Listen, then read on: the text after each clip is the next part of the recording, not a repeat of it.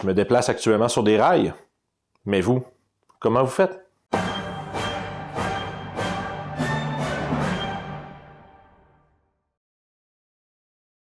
Salut tout le monde, je suis Vince pour RPG Suicide. Aujourd'hui, on va parler du fameux terme extrêmement, on va dire, un peu polémique, le railroad. Donc, ou plutôt, ça c'est en anglais, en français, je dirais, c'est des tracks de chemin de fer ou des rails en général. Le railroading est un concept selon lequel le maître du jeu laisse peu ou pas de choix à ses joueurs. C'est comme, il y en a qui vont dire que c'est vraiment un gros problème dans une game de Donjons & Dragons, puis jusqu'à un certain degré, je suis d'accord. C'est vraiment le moment où est-ce que le maître de jeu décide de retirer la liberté des joueurs et qui va, exemple, prendre des décisions pour eux ou qui va tout simplement ne pas leur laisser l'opportunité d'agir.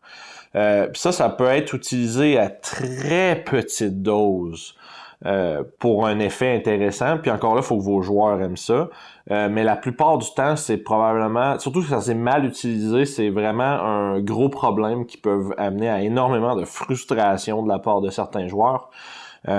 Parce que finalement, tu sais, le jeu de rôle, là, c'est fait, tu as ton personnage, tu veux incarner ton personnage, faire les choix pour ton personnage, tu veux réfléchir à comment est-ce qu'il va réagir dans une certaine situation, comment est-ce qu'il va dealer avec telle problématique, ou est-ce qu'il va répondre à tel personnage, ou est-ce qu'il va rencontrer ce personnage-là tout court, ou peut-être lui faire une genre d'embuscade et l'espionner. Tu sais, c'est toutes des affaires que les joueurs sont libres de faire en tout temps, parce que le but d'un jeu, c'est que ça soit limité seulement par notre imagination. Puis lorsque le maître de jeu pratique ce qu'on appelle, on met ses joueurs sur des rails, on va dire en français, à ce moment-là, le joueur n'a pas l'opportunité de répondre ou d'ajouter quelque chose. Puis il y a un excellent sketch de XP to Level 3, ceux qui connaissent la chaîne, ceux qui ont fait, où est-ce que, ils racontent où est-ce que ces joueurs arrivent au royaume ou à la ville, puis ils disent puis là vous allez voir le roi, puis le roi veut vous parler, fait que vous allez voir le roi. Puis là les joueurs interrompent, puis là, ils font comme mais non, on veut pas aller voir. Pourquoi on veut pas aller voir le roi? On va aller faire on va aller au bain à la place. Puis là ils rentrent dans les bains publics, puis ils font cool, ok le bain, puis là il dit vous rentrez dans votre bain, puis là le roi il est là. Puis là, le roi, il vous dit, puis là, le roi, il vous parle. Puis il continue, puis tout ça. Puis il y a une phrase qui est dite dans ce clip-là qui me fait vraiment beaucoup rire, parce qui résume tellement bien c'est quoi le railroad. C'est quand il refuse, là, on va dire, la quête du roi. Puis que le maître de jeu, il dit, au moment où tu viens pour dire non, tu dis oui à la place. Tu sais, ça, c'est le catégorique exemple de railroad, où est-ce que, quand le joueur dit quelque chose, puis que le DM essaye d'expliquer d'une manière vraiment maladroite pourquoi est-ce qu'il fait pas ça, tu sais. C'est comme si tu veux vraiment absolument que les joueurs tombent dans le trou. Tu sais, il y a un gouffre, les joueurs, il y a de quoi au fond du gouffre que tu veux que les joueurs puis que tu veux que les joueurs, tu sais, voient, puis expérimentent avec, puis vivent un moment que tu avais préparé dans tes notes.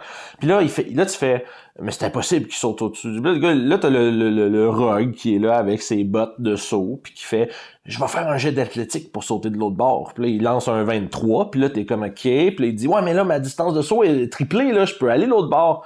Puis là, tu fais, ok, mais là, t'arrives, tu sautes, tu traverses l'air, puis là, t'atterris sur la bordure du gouffre. Mais là, immédiatement, la corniche cède et tu tombes.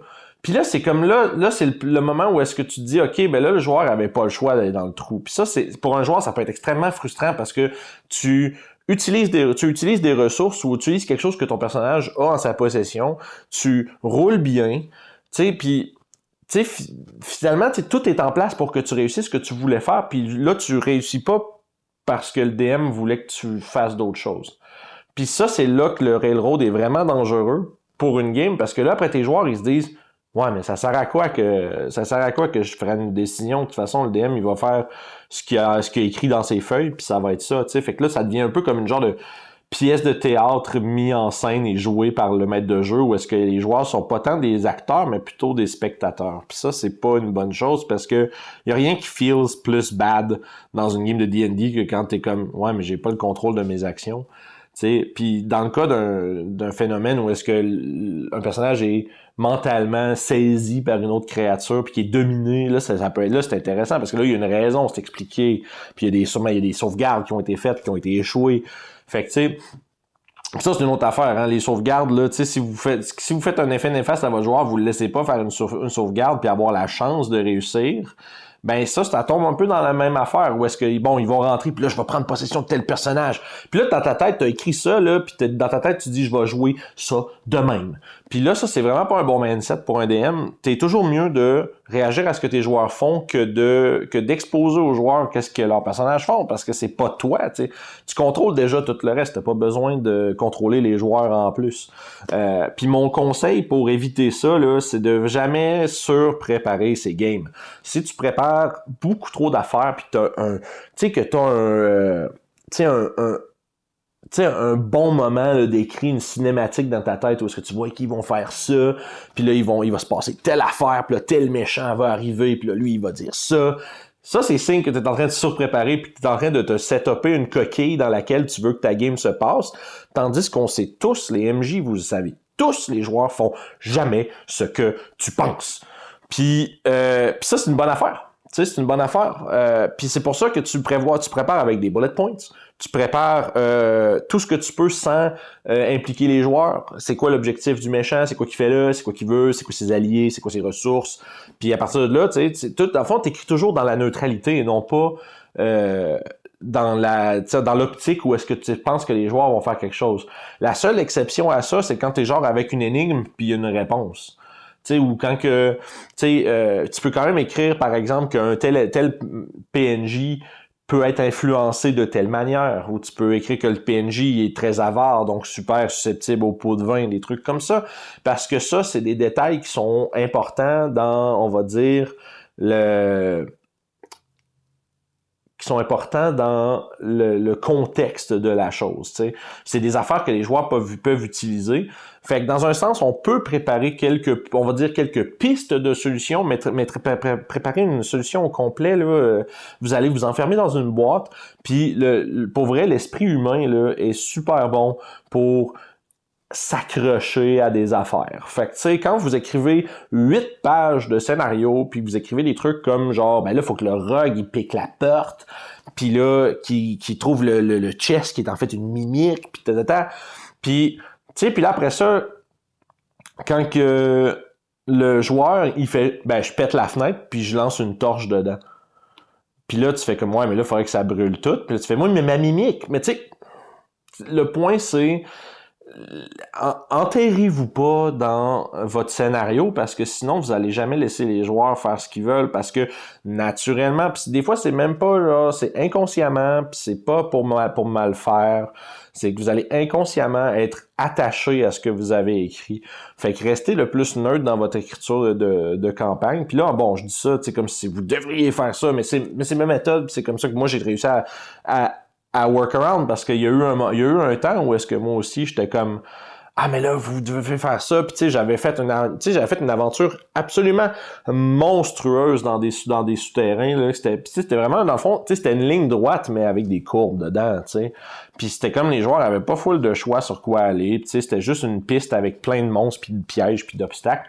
Puis ça pour les joueurs ça peut être tannant parce qu'ils ont pas de lieu, ils ont pas de place pour être créatifs.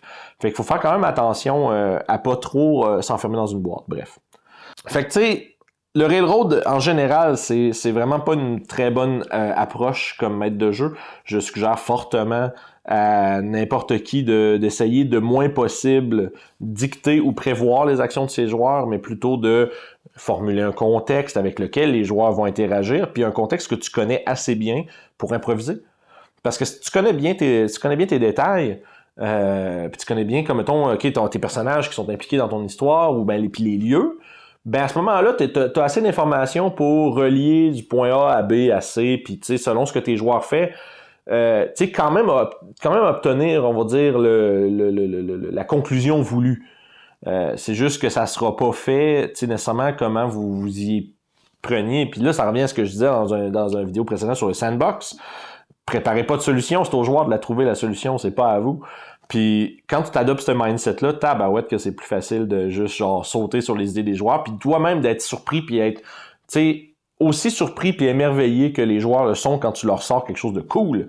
Parce que les joueurs ont le droit d'impressionner le maître de jeu aussi. Puis le maître de jeu a le droit d'être surpris puis impressionné par ses joueurs. Puis même, c'est encouragé, moi, je pense, parce que ça fait que ça devient comme un échange. Puis ça, c'est important parce que à ce moment-là, ben tout le monde a l'impression de contribuer à un moment, tu sais, puisqu'on va se rappeler de la fois où est-ce que Gilles il a eu une bonne idée puis qu'il a fait un tel move, tu sais. C'est les meilleurs souvenirs de Donjons Dragons, puis je suis sûr que vous pouvez m'en parler dans les commentaires, je serais curieux de les voir. Tu sais, c'est clair que vos meilleurs moments de Donjons Dragons, c'est des bouts comme ça où est-ce que quelqu'un a une idée un peu out of the box, puis que le DM fait « OK, on y va ». Tu sais, puis là, je vais me donner un exemple que moi-même j'ai fait, c'est quand, mettons, dans les Tortues Martiales 2, quand Carapace, il avait pris il avait mis comme une espèce de jus radioactif sur sa pizza. Puis là, j'étais comme, OK, qu'est-ce que ça va faire? Puis là, il dit, ça va-tu me régénérer? Tu moyen de faire de la régénération? Puis là, j'étais comme, OK, mais c'est trop free de donner ça de même, mais sûr que je trouvais l'idée cool. Fait que j'ai fait, sais-tu, on va lancer sur la table de Wild Magic de l'ensorceleur, tu sais. Fait que, bref, tu sais, des fois d'avoir des idées. Puis c'est un moment où juste sur le tas, j'ai fait, OK, on va faire ça parce qu'il faut que je fasse de quoi, mais je sais pas quoi faire. Fait qu'on va lancer sur une table. Puis qu'est-ce qu'il y a comme table qui pourrait m'aider avec ça? Puis j'ai fait, Wild Magic. Fait que, tu sais, quand tu te laisses beaucoup de lousse, avec des éléments du décor, puis avec des personnages, ça laisse lieu à ce que tu sois surpris par ce qu'ils vont faire avec. Puis je pense que malgré qu'on puisse avoir une aventure qui est linéaire avec des objectifs définis, avec on peut dire qu'il est une ligne droite un peu, mais tu sais on va dire une ligne droite avec des pockets sur les côtés plus que vraiment un bac à sable, je pense que c'est aussi très bien. Parce qu'il y a beaucoup de gens qui confondent linéaire avec railroad, puis c'est pas du tout la même chose là. Parce qu'une aventure linéaire, c'est juste une aventure où est-ce que la prochaine étape, puis peut-être même l'étape après celle-là, est connue par les joueurs, puis c'est évident, puis c'est, tout le monde est un peu, on va dire, d'accord avec le fait que, OK, ça c'est l'étape 1, l'étape 2, l'étape 3, l'étape 4, puis éventuellement on va se rendre à quelque chose. Puis c'est juste que le chemin pour le faire est assez tracé, mais dans ce chemin-là, ce que les joueurs vont faire, ça reste que c'est à eux de choisir de là où est-ce qu'ils ont encore leur liberté d'action, puis que, tu sais, versus du railroad où est-ce que tu vas dire à tes joueurs qu'est-ce qui arrive, puis tu vas dire à tes joueurs qu'est-ce qu'ils devraient faire, puis dire à tes joueurs comment que leur personnage agit. Puis ça, c'est feels bad, faites pas ça. Mon gros conseil culminant de cette capsule, c'est laissez vos joueurs jouer leur personnage, vous avez déjà assez d'affaires à vous occuper. Fait que sur ce, laissez-moi un commentaire en bas sur vos expériences de Railroad. Il y a sûrement des histoires d'horreur qu'on va avoir dans les commentaires, là. Des moments où est-ce que, ou peut-être même un moment où est-ce que le Railroad vous a servi soit comme joueur ou comme maître de jeu. Est-ce qu'il y a un moment où est-ce que vous avez été un peu mis sur des rails, mais que ça a été bien fait, puis que ça a été le fun. Ça, on veut en entendre parler parce que c'est rare, puis c'est surtout possible. Donc, laissez-nous un petit pouce vert, un petit pouce bleu sur la vidéo, c'est important, la couleur des pouces. Puis n'oubliez pas de vous abonner, comme d'habitude. Puis on se reprend dans une prochaine capsule, les amis. Bye bye.